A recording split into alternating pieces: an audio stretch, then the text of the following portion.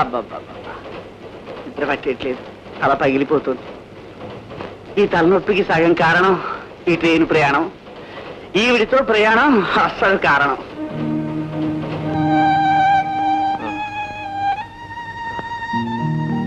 చాలు చాలమ్మా, ఈ మందులు మాకులు అంటే నాకు మహా చిరాకు. అమ్మ అని పిలుస్తారు కదా నాన్న, మరి అమ్మ మాట వినకపోతే తలనొప్పి పోతుందా? ఇది అలాగూ పోదమ్మా. బొంబాయిలో దిగటమే తలకు మించిన బరువుతో దిగా. జీవితపురాళ్ళకి ఆశపడి వస్తే జీవితంలో సుఖం పోయింది, అమ్మ పోయింది, నెమ్మది పోయింది. ఈ తలనొప్పి మాత్రం పోలేదమ్మా. మీరు ఊరికేలా మాట్లాడుతుంటే వినేవాళ్ళు కూడా తలనొప్పి వస్తుంది. ఈ బాంబే ప్రాంతంలో మన తెలుగు వాళ్ళు ఎవరైనా కష్టపడుతున్నారంటే నా మనసు అదలా అయిపోతుందండి. అదేమిటో మీరేం కంగారు పడకండి, అన్నిటికీ నేను ఉన్నాను.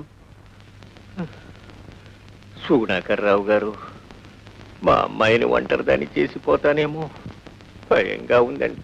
గుండెపోటుకు అంత భయపడతారేమిటండి? తలపోటు కన్నా చులకన అయిపోయింది కదా. అది కాదండి, నా కాలం తీరిపోయినట్టు నాకు అర్థమవుతోంది. నాకు కూడా అర్థమైందండి. మీరు వెంటనే సుహాసిని పెళ్లి చేసేయాలి, అంతే కదా? అప్పుడు మీకు ఏ బాధ ఉండదు. ఓకే, ఎలాంటి వరుడు కావాలి? నెలకు 3,000 రూపాయల జీతం చాలా? మీరు పని చేస్తున్నంత పెద్ద కంపెనీలో నాలాగా రీజనల్ మేనేజర్ చాలా?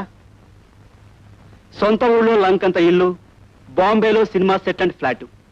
వీటన్నిటికంటే మా అమ్మకు నేను ఒక్కడే కొడుకుని. నేనే వరుణని చెప్పేశానే.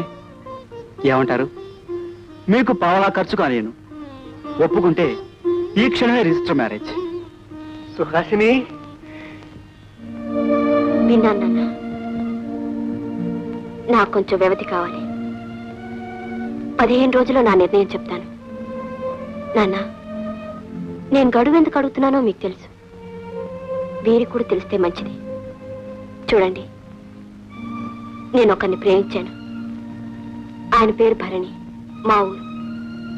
ఇంకా మా ఊర్లోనే ఉన్నారనుకుంటున్నాను. ఎన్ని ఉత్తరాలు రాసినా జవాబు రాలేదు. ఆఖరిసారిగా ఒకే ఒక ఉత్తరం రాస్తాను. దానికి కూడా జవాబు రాకపోతే మీ ఇష్ట ప్రకారమే నడుచుకుంటాను. జవాబు నాయ్. దేశంలో స్త్రీలంతా ఇంత నిజాయితీ పరులైతే ఈ తుఫాన్లు భూకంపాలు ఎందుకు వస్తాయండి?